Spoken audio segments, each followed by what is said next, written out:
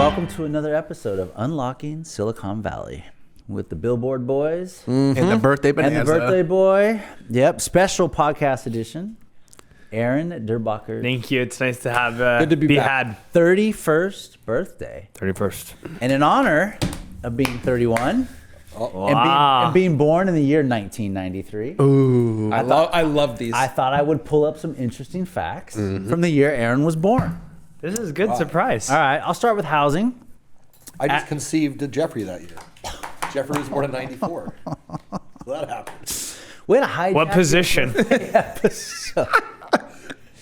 So in honor of Aaron's 31st birthday, being born in 1993, which is also the year I graduated high school, I've got some topics from Mount Pleasant for the year 1993. So let's start with housing. Do it. Average home price in 1993, $109,000. and that's why no one's going to move anymore. Yeah, average interest rate. National. This is national. Nationally. Now, average interest rate. Care to take a guess? What's the Ninety- rate? I know exactly. Double what digits for that sure. would be 7.5. Whoa. That was you a good think? rate. Probably 8.25. 8.25. 11. No. Too high. What was that thing that I showed you in the car? What did it say? Oh, no. 9.2. I'm going eight. 9.2. I'm going- 9.2, the slider. Yeah. 9.2. I'm going 8. 7.31%. Because I got a 7.5 that year. So It's a good year. That was a good year. We were And happy as hell to get it. across the United States, they built approximately 1.3 million homes. We were actually in a balanced market back then. A lot of homes to choose from. Good Yep. time to be a buyer. But now on to some more interesting stuff. Top grossing movie of 1993. Oh, hold Top on. grossing movie in 1993. Top Gun, that's a good Snow guess. White and the Seven Dwarfs. No. God. I was going to say Red Dawn, but that was more like 86. Yeah. 93. Was it- Lethal Weapon. No. Rambo? Jurassic Park. Top grossing movie. And this is kind of appropriate for our podcast. Beavis and Butthead debuted on MTV. I don't get it. What do you mean? 1993. Aaron and Ben. Right? Ruth Bader Ginsburg was appointed to the Supreme Court. Oh, Ruthie. Bill Clinton's inauguration. Some stuff you guys probably know nothing about. NAFTA agreement was signed. The European Union was formed. And Michael Jackson was first accused of child molestation. But how many bottles of lube did you find with him? It's not lube, it's baby oil, and it wasn't bought from Costco. No, it wasn't. It's not illegal. It's frowned upon. And Aaron Derbacher was born. And Aaron Derbacher was born. And where were you born? Torrance Memorial Hospital. SoCal. Very unwanted at birth and adopted right after. Hey, by two beautiful people. Some things never change. That's it. Well, happy birthday, buddy. Glad you're here. Thank you so much. Can't wait to celebrate with you. Yes. All right. I have an interesting topic. Okay. Okay. Sure.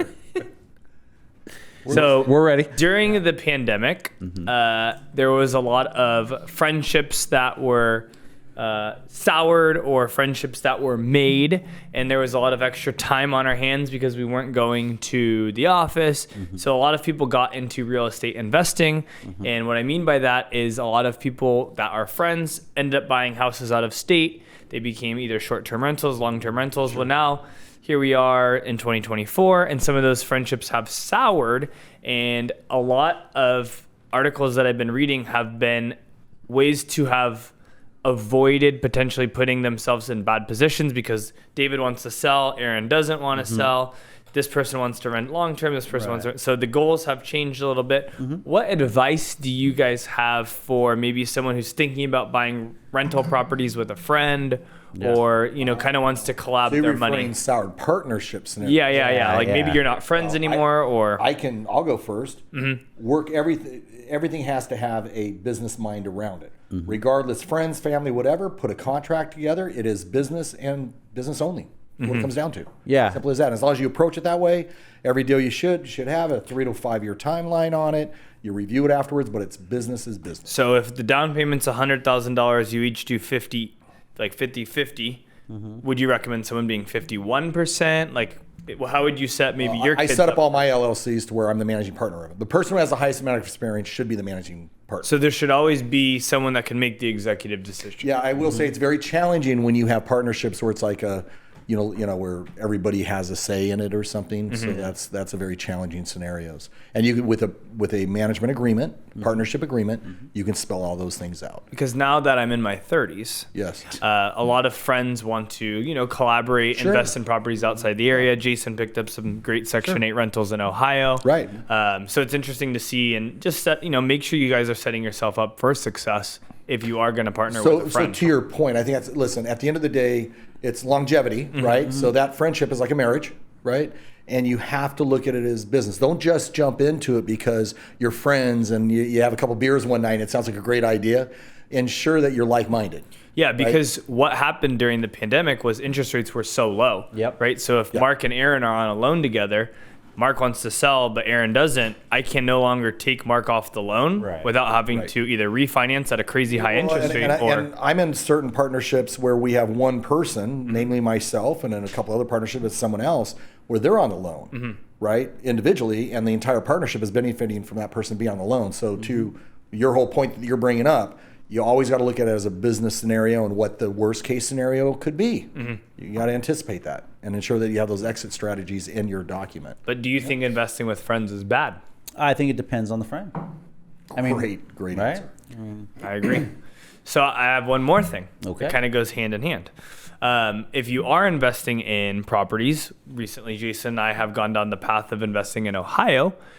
We've talked to you guys and each other about interest-only loans versus conventional loans and kind of where we're at in the market. Do you have any advice that you could recommend to people as far as like cash flow versus paying down an asset? I personally, if I'm going after a commercial type of scenario, I'm going to look at cash flow on it, right? If it's a residential scenario and you want to get that equity paid off as soon as possible, or increase your equity, get the mortgage paid off as soon as possible, then you might want to look at getting that done. But it's a matter of, when you're, in my opinion, if you're looking to invest in real estate, you want to have leverage so you can buy additional real estate, right? As long as you're doing it in a smart way.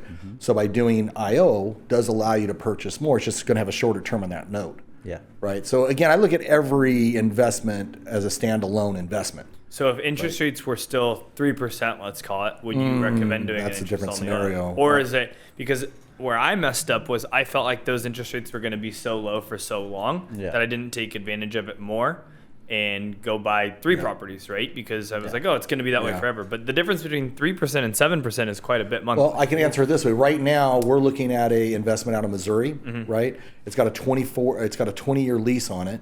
And on a commercial, most commercial loans are 25-year amortizations, right? I'm actually looking for a lender that will do a 30-year amortization because I want to secure that loan as long as I can, or I don't have to worry about that investment. I wanted a coupon clipper. It'll kick off a really good return. And then if I can do an IO, I would absolutely want that cash flow to go. But you're not going to do an IO over 30 years. So, But to your point, I'm all about cash flow, right? Because and then reevaluate in 5-10 years. Sure. You can always refi. Now, keep in mind with commercial, you're generally going to have a 5-year prepay on it, 3 to 5 year prepay on it. So those are all things you got to take a look at. What does that mean? You're the commercial guy. It's over my head. What does that mean? Penalty? You mean? Yeah. Prepay. Yeah. To where you'll have a prepayment penalty on it if you pay off that loan prior to 3 to 5 years. Okay. Yeah, because the bank wants you to make a certain amount back on that loan before they're willing to give it up. Basically, they're hedging when they give you the money that they're going to get X with. Yeah, there's a certain amount of money that their investors want to make off that loan. And generally, it might start off with a 5% prepayment penalty. These things get pretty expensive, right? But then it'll diminish as time goes on. So it'll be 5 the first year, 4 the second year, and get down to year 5 and only be 1%. So commercial real estate was hit pretty hard, through the pandemic. And currently, what are banks doing for commercial? But I got to tell you, the beautiful thing about commercial real estate, in my opinion, right now, is when interest rates were low, cap rates were low. And a capitalization rate is how you're going to determine the performance of a commercial investment, right? That's going to be your cash flow return. So when rates were at 3.5%, 4% on commercial, your cap rates on a really good, say like a Starbucks or something, was 4 to 5% cap, right? Which is basically 4 or 5% cash on cash. Well, now because interest rates are so high, you can get those same cap rates at like 6.5, 7. This childcare facility we're looking at, 20-year corporate guaranteed lease. The operator has like 80 different facilities that they manage. They just got an infusion of $80 million from a hedge fund given to them, right? So pretty solid investment on it. So by What was your point? What was your question? Are banks doing any? Okay, yeah. So special what I'm saying commercial? is that is a solid investment, right? Yes, it's not a Starbucks, but that we're going in at about a 7.5 to an 8 cap. So the bank wants to give you the money. Yes. Sorry. Well, yeah, but you don't, because interest rates have gone so high, the cap rates have gone higher. So what it does is if you can go in all cash, taking advantage of that higher cap rate and not have to take a loan on it, or you take a smaller amount of loan, then that investment's going to perform great, and you're buying it at a discounted rate from where you were. Imagine this. If I bought that property 2 years ago at a 5 cap, which is probably what it would have been, I'm locked into that 5 cap minus the bumps on an annual basis for the next 20 years. Now I can get it at 7.5%. Yeah. Much better return. Right. Well, also to your point about having a super solid tenant, like we were talking about, like, okay, if you bought a car wash out in St. Louis Right. or something, and then that car wash company decides to leave, you're stuck with only going to another. Single-use buildings are something you want to Correct. kind of So this stay is away a great from. play where it's a newer building and you can This pretty much one's do anything. it's at the entrance of a brand new housing development. It's a 1.5 acres right at the entrance. So if it goes away, you can put a bank in there. Yeah. You can put something else in there. Or maybe build housing. Yeah. You never know. And we were talking about this. You don't own the business. You own the building that has the business in it. 100%. The land yeah. in the building. The land in the building. Yep. Stuff. Absolutely. All right. I Well, won't hijack the podcast. No, all that was great. Yeah. all All about things you, real estate, yeah. man. That's it. Who you work with matters. All things real estate. unlocking Silicon Valley. Yes, Unlocking yes, Silicon yes. Valley. A lot of beyond. freaking banter. And beyond. And beyond. And beyond. I'll go over inventory real quick. I mean, Yep. we talked the last podcast. We basically had hit the peak for the year, and now we're coming down a little bit. So there's about 890 single-family homes for sale. We were up over 900 last time, and we're at 586 condos and townhomes. There's those 1,400 units. That's still a good amount. Yeah. It's higher than we've been since what? 2021, That's what I'm 19? saying. Yeah. Yeah. But if we're higher and the single family housing is going down, that means condos and they're just sitting right now. Well, are so they? what's really interesting is I have a dynamite condo. Jason and I went on the appointment. Isn't It's- that sitting? Yeah, it's in That's what I Santa mean. Clara. Yeah. I priced it $50,000 lower than any comparable sale, and I haven't had any activity. I mean, I've had like Interesting. showings, but no, Interesting. And no negative feedback during the open house. Santa Clara's a hot market. like Yeah, right one of by the hottest NVIDIA. Prime spot too. Yeah, Yeah. 2-bed, 2-bath, cute. It's not a studio. community. It's not a one bedroom. It's everything. I mean, Dave's got a 2-1 on the market on Blossom Hill. School district's a good school. It's on the side It's a unit. It's not McEwen, even. and it's like what, Yeah. 570 or something? literally the 5.5. lowest Dude, that's- one in the area. I was gonna say that's the And it's lowest still- McEwen yeah, I've seen in a long time. I think a lot of people, and again, that number, that 506, what is that, 672, 586? 586. Yeah. That hasn't, I mean, what has it gone between 480 and 580 the last month? Like it really hasn't. I mean, I think what all this shows is that, as buyers, get out there in the market. There are some deals to be made. There are deals. Oh, yeah. yeah. Don't wait for the interest rates to come down. Yeah. Jump out there. And as a right? buyer, talk to a real estate agent about this, because I think a lot of the buyers are just programmed in our market to see a home. If it sits on the market for 14 days, there's got to be an issue with the home. There has to be an issue. Not necessarily anymore. I think we have now seen it where some areas it's normal where a home goes through 2 weekends of open houses. But I'll Like tell you there what, if might not be some. If I'm representing a buyer, I'm going to take full advantage of that situation, right? Yeah. And we I am. always say it going into November, October, November, December, the people who have their homes on the market, super motivated to sell. They're not going to be there during the Christmas holidays. Not, like but they're ready on to. the flip side of that too, on this time of year, for a lot of sellers, a lot of that inventory that's been sitting there for a while gets absorbed. I mean, Yeah. we have a couple situations like Well, that. yeah, perfect example. I've got this home that's been sitting, for Almost about 90 days? I would say almost 3 months now. And a lot of times in our business, we have the motto that says, hey, most times your first offer is your best offer. Well, if you look at the first offer we got on that place versus the one that we ended up getting into contract with, we are $600,000 higher than that first offer. So, normally the longer you're on the market, the less leverage you have. But when you have the right property, I think to his point and your point, what happened was it had been out there for a while. A buyer thought they could take advantage of it. Yep. Came with a lowball offer, didn't even get a response. Right. And we knew the value was still there, right? Yeah. Yeah. all good in our hood. And then another example is we had one over in South San Jose near Sakamoto Elementary. Great school. Kids went there. Listed 1.4, sat for about 30 days. We bring some buyers in. We get it for them under contract 135, so 50 grand under. Like you're saying, some people are nervous, they're waiting, whatever. Deposit goes in, they get a little nervous. they're like, hey, not sure. I think, maybe we'll back out or something. Like, hey, yeah, no pressure. It's like, it's a big purchase. It's your first one. And then Aaron and I start looking at it. We're like, this may be a deal. And so we have a conversation with, hey, if you don't buy it, are you okay if we buy it? That's awesome. And then they're like, let's go back. We take them back one more time. Everything's good. And they end up closing, That's way under asking. I would say they probably walked into $100,000 worth of equity. Yeah. Oh, yeah. So... Yeah, Those and deals are out very there. important for buyers, and I think very important to explain to your sellers too. Like, don't be alarmed if it doesn't come off in a week. Like, I understand that again, we're used to it, but don't be nervous, don't be scared. The price strategy still, what we come with is obviously proven. The track record proves it. But just a new understanding, I think, as we enter to the next year, especially throughout the price or the percentage drops, the election. I think there's a lot of variables that are unknown right now, and everyone again is in it together. We're all going through the same wave. So you brought up something that I think a lot of people aren't paying attention to, and not that this is political. It's just a difference of left, right. Two different people that are running for president have different taxes. And something that a lot of people aren't talking about is how unrealized capital gains could potentially affect the real estate market. Because especially here in the Bay Area, I mean, sometimes our values go up 20% in a year. So if we're having to start paying taxes on unrealized capital gains, I think it will really hurt the real estate industry of owning a home. And that's yearly, right? Yeah, I mean, it's. I don't think it'll ever. I don't think there is no pass, way. but Imagine I've said if you that had. before. Imagine if you're somebody who had Nvidia stock or Apple stock. I mean, and now they're going to force you to have to sell. I mean, I just think that I saw an interesting tweet that Nancy Pelosi would have to pay something like $6 or $7 million on unrealized. Yeah, I never want to make anything political, but there's certain things. Yeah. I don't think that's just not good for our That should be a industry. neutral scenario where everybody's like, okay, you might want to throw that out there because whatever you're playing to your sounds voters, good. whatever it is, Yeah. you're telling, But at the end of the day, that is not good for our economic society. I mean, it's just BKG team says vote that one down. Real estate aside, that's Vote not for good. whoever you want, but we don't like that one. Oh, great segue. Newsom did sign some interesting bills. I haven't listed them all, and we don't have all the real estate ones. There's a bunch of real estate ones that are on the table, ballot, right? So be aware of those, and we'll bring you more information on that as we get it as well.